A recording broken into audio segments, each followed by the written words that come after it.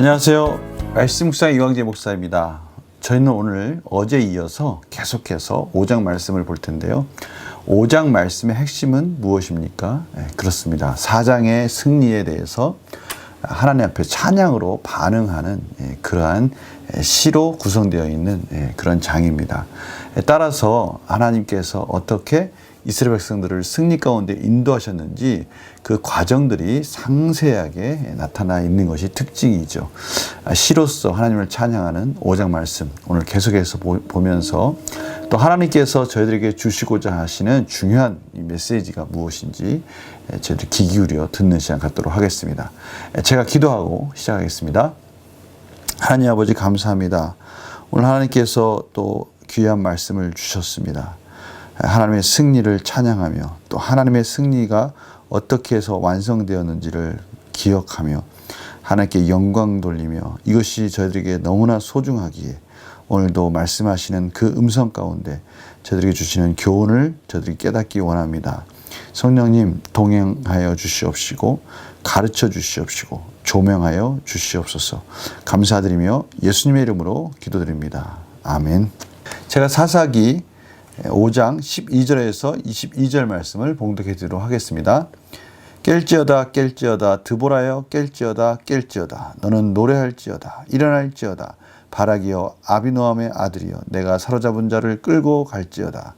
그때 남은 귀인과 백성이 내려왔고 여호와께서 나를 위하여 용사를 치시려고 내려오셨도다.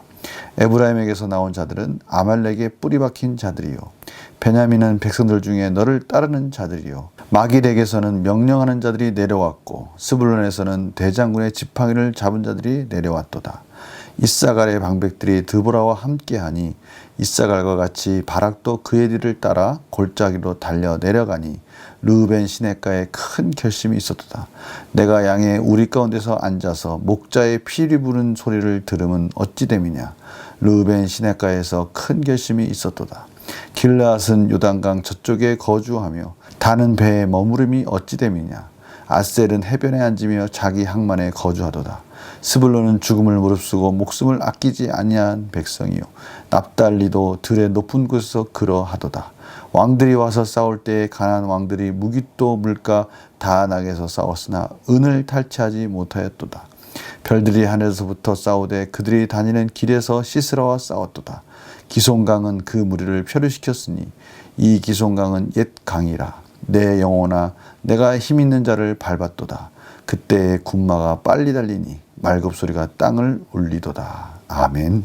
오늘 본문의 핵심은 무엇보다도 어떻게 이스라엘 백성들이 이 기송강으로 유인한 철병거를 하나님이 이기도록 인도하셨는가, 그 부분에 대한 이제 확실한 설명이 드디어 나옵니다.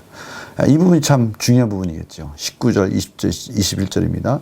왕들이 와서 싸울 때 가나안 왕들이 무깃도 물가 다안에 싸웠으나 은을 탈취하지 못하였도다.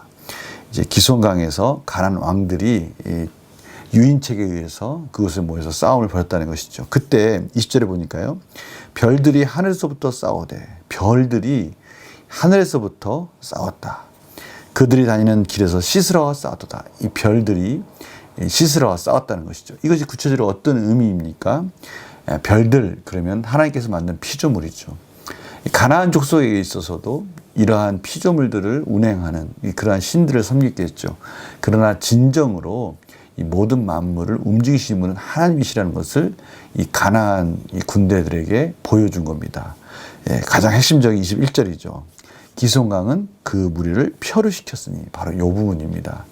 건기의 이 와디가 뺏상 마른 땅에서 철병거들이 더 싸우기 유리한 그런 조건이 되었던 그 땅에 그 평지에 갑자기 폭우가 내린 겁니다. 갑자기 폭우가 내리면서 거기가 표류시켰다. 철병거들이 움직일 수 없는 진흙탕이 되어버린 것이죠. 오히려 철병거가 그렇게 있어서 중요한 무기가 아니라 이 짐이 되어버리는 이러한 순간이 되어버린 것이죠. 앞에서도 시스라가 도망갈 때 철병거에서 내려서 도망갔다고 하지 않습니까? 이들은 그 철병거가 짐이 돼버리고 차라리 철병거에서 내려야 되는 그런 상황이 될 정도로 그 와디에 폭우가 내려서 일순간에 그 마른 땅들이 진흙탕이 돼서 아무런 철병거가 효과도 못 낼 것이고 전쟁에 그들이 유리한 고지가 일순간에 역전이 되어서 그러한 상황 속에서 하나님이 가나안 군대를 무찔렀다라는 것, 승리로 인도했다라는 것을 여기서 알 수가 있는 것입니다. 이 기송강은 옛강이라 내 영혼아 내가 힘 있는 자를 밟았도다. 이젠 이러한 상황 속에서 하나님이 자연 만물을 통해서 가나안 족속들, 이 가나안 민족들이 믿었던 그 우상들을 하나님께서 보기 좋게 하나님의 주권적인 역사를 통해서 이스라엘 백성들이 승리하는 도구로 사용하심으로 인해서 살아계신 하나님을 그들에게도 나타내시고 이스라엘 백성들에게는 다시 한번 하나님의 진정한 여호와 하나님에 대해서 그들이 기억할 수 있고 생각할 수 있고 의지할 수 있는 분이시라는 것을 다시 한번 깨닫게 해주시는 이 그러한 과정으로 하나님께서 인도하셨다는 것을 알 수가 있습니다. 근데 오늘 또 중요한 부분이 있습니다. 이러한 과정 속에 하나님이 드보라를 세우시고 바락을 부르시고 그들에게 오늘 말씀과 같이 제일 먼저 달려온 18절입니다. 스불론은 죽음을 무릅쓰고 목숨을 아끼지 아니하였고 납달리도 들의 높은 곳에서 그러하였다. 스불론과 납달리를 높이고 있습니다. 제일 먼저 달려와서 하나님의 명령에 순종하였습니다. 그래서 오늘 쭉 보니까요. 하나님의 그러한 소집 명령에 순종하고 달려온 지파들이 쭉 나열되어 있습니다. 그러나 그러한 명령에 그들이 관심을 갖지 않고 하나님의 명령에 불응한 또 민족들도 나옵니다. 물론 지형적으로 오늘 르우벤 지파를 보니까요. 르우벤 시냇가에서 큰 결심이 있었도다 하면서 르우벤은 하나님의 명령 가운데 순종하지 않고 그들이 양의 우리 가운데 목자의 피 입은 소리를 들으면서 여전히 그곳에서 평안 가운데 있었다는 것을 나타내고 있지만 이 지리적으로 볼 때 가장 먼 곳에 있는 지파입니다. 그럼에도 불구하고 이 중요한 하나님의 명령에 순종하지 않았다라고 분명하게 밝히고 있습니다. 마찬가지로 길라앗은 요단강 저쪽에 거주하던 단 배에 머무르고 있었고 해안가에 있었던 어느 정도 그 해안권을 가지고 그곳에 있었던 그 민족들도 자신들이 누리고 있었던 그런 평안 가운데 주변 이방 민족들의 눈치를 보면서 아셀도 마찬가지입니다. 참여하지 않았다라고 그렇게 표현하고 있습니다. 저희들은 흔히 이러한 지나간 일들, 저희들이 어떻게 보면은 하나님의 명령 가운데 불순종한 일들, 이런 것들이 저희들 기억 속에서는 잊혀질 수 있습니다. 그러나 오늘 보니까요, 하나님 앞에서 이러한 일들에 대해서 게을리하고 소홀히 했던 것들, 이런 것들이 이렇게 말씀 가운데 기록되어 남아있다는 것. 이것은 저희들이 하루하루를 살아갈 때 하나님의 목전에서 어떻게 순종하며 또 어떠한 모습으로 살아야 될지에 대해서 다시 한번 깨닫게 해주는 중요한 교훈이 되기도 합니다. 문제를 한번 풀어볼까요?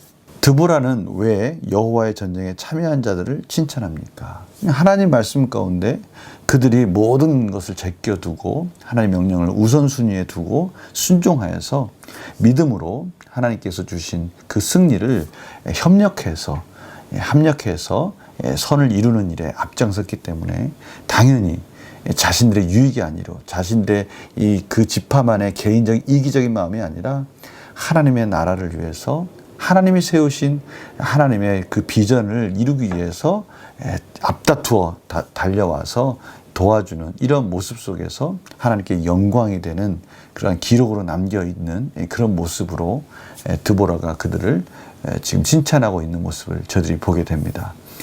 이것이 저희들에게 삶에 있어서 참 중요합니다.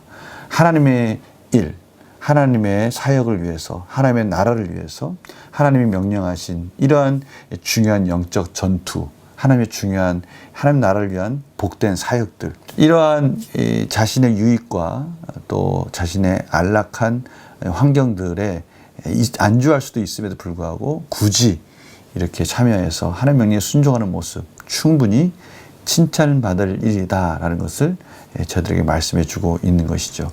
그래서 느낀 점 보면요, 안락한 삶에만 치중하며 여호와의 전쟁에 동참하기를 거부하는 자들의 모습을 보면 무엇을 느낍니까? 저 안락한 삶, 저희들 스스로가 아무 일 없다고 해서 우리 공동체가 아무 일 없는 게 아니다라는 것을 말씀해 주고 있는 것이죠. 공동체가 아프고 힘들어하면 우리 자신들도 우리의 모습들도 그러한 공동체의 영향을 받을 수밖에 없다는 사실, 저들이 이 사실을 꼭 알아야 되는 것이죠. 그래서 성경에서는 이 지체의식을 강조하고 있습니다. 그에게서 온 몸이 각 마디를 통하여 도움을 받음으로 연결되고 결합돼요. 에베소 4장 16절에 보면 예수 그리스도로 말미암아 저희들의 온 마디, 온 지체가 서로 긴밀하게 유기체적으로 연결되어 있다라고 표현하고 있습니다. 각 지체의 분량대로 역사하여 각 지체가 가진 역할들을 잘 감당할 때 우리 몸은 자라게 하고 사랑 안에서 스스로 세워간다, 이렇게 표현하고 있습니다.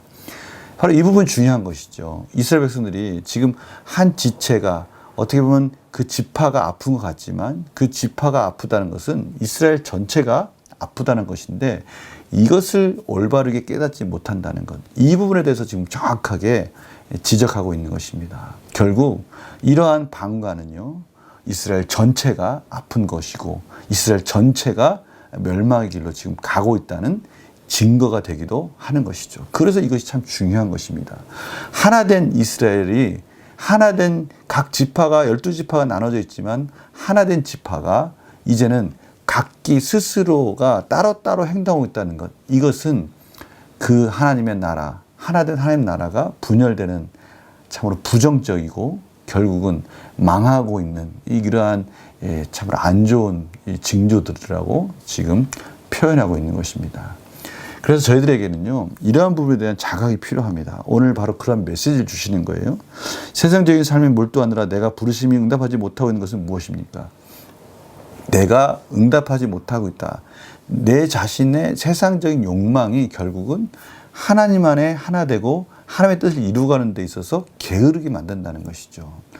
하나님의 자녀로서의 분명한 정체성 중에 하나가 지체의식입니다. 하나님 나라를 향한 열정이죠. 하나님의 나라를 향해서 저들이 하나가 돼서 나아가는 데 있어서 세상적인 바쁜 일 때문에 소홀히 하거나 우선순위에서 밀리게 되면 이것은 이 공동체가 아프다는 증거이고요. 우리 자신 스스로는요, 하나님의 나라를 향한 그러한 마음들이 여전히 소원해지고 결국 하나님의 관계가 지금 뭔가 어디가 아프다는 증거가 된다는 것이죠. 지금 이스라엘 백성들이 바로 그러한 지파들 간의 이러한 이질적인 모습들, 이것들이 바로 하나님 기뻐하지 않는 모습이라는 것을 오늘 말씀하시는 거예요. 하나님의 부르심에 순종하며 즉각 동참하기에 무엇을 실천하겠습니까? 저희들이 다시 한번 내 자신 혼자 살려고 한다고 해서 우리가 사는 것이 아니라 공동체 안에서 공동체가 올바르게 세워져 가는 것, 그것은 곧 우리가 건강하다는 증거이고 내 자신이 건강하다는 증거와 연결지어진다는 것을 다시 한번 깨닫는 것, 이것이 중요합니다. 그래서 저희들 삶 속에서 우선순위를 생각해 볼 때 과연 그 우선순위가 공동체를 위한, 하나님의 교회를 위한, 또 하나님이 하시고자 하는 하나님의 나라를 향한 그 목적을 향해서 저희들이 맞춰가고 있는가, 아니면 그런 것들은 어느 순간부터가 소원해지고 잊어지면서 오직 내 자신의 유익과 욕망을 위해서만 달려가고 있는가. 오늘 성경에서 말씀하시는 바로 이러한 부분들, 이것이 바로 저희들의 삶을 윤택하게 만드는 거 아니겠습니까? 영적인 양식을 통해서 저희들이 이 세상에서 누리지 못하는 진정한 넉넉함과 또 평안을 누리는 비결을 다시 한번 가르쳐 주신 것입니다. 그래서 성경은 항상 교훈, 책망, 바르게 함, 의로 교육하는 이러한 과정들을 통해서 저희들을 세워주고 있는 것이죠. 오늘 이 말씀 꼭 기억하시면서 내 자신의 유익, 내 자신의 이기적인 마음이 아니라 다시 한번 하나님의 공동체를 향한 마음, 하나님의 공동체를 세워가기 위한, 하나님의 나라를 위한 하나님의 복된 사역이 항상 우선순위가 될 수 있도록 이를 교정하는, 개혁하는 제 삶을 통해서 하나님의 신령한 복을 누리는 저들의 삶으로 나아가기를 간절히 축원합니다. 제가 기도하고 마치겠습니다. 하나님 감사합니다. 오늘도 하나님께서 말씀을 통해서 저희들의 부족하고 연약한 부분을 가르쳐 주셨습니다. 오늘 이 말씀 꼭 기억하게 하여 주시옵시고 삶의 실천으로 열매를 맺게 해 주셔서 오히려 내 자신을 향한 이기적인 마음이 나를 넘어뜨리고 또 나를 힘들게 하는 것이고 공동체를 세워가고 하나님 나라를 향한 복된 사역이 우선순위가 되었을 때 하늘의 신령한 놀라운 능력 있는 삶으로 나아갈 수 있다는 것을 저희들이 실천을 통해서 깨닫게 하시고 열매로 이어지게 하여 주시옵소서. 감사드리며 예수님의 이름으로 기도드립니다. 아멘. 하나님의 말씀은요, 한순간에 바꿔진다는 것은 참 어렵습니다. 그러나 끊임없이 가르쳐 주시는 말씀 가운데 순종할 때 그것이 훈련이 되어지고 그것이 저들에게 큰 열매로 반드시 하나님께서 갚아주실 줄 믿습니다. 오늘 이 말씀 통해서 다시 한번 하나님의 나라를 위한 우선순위를 통해 저희의 삶을 하나하나 회복해가는 놀라운 은혜가 있기를 간절히 축원합니다. 내일 또 뵙겠습니다. 안녕히 계세요.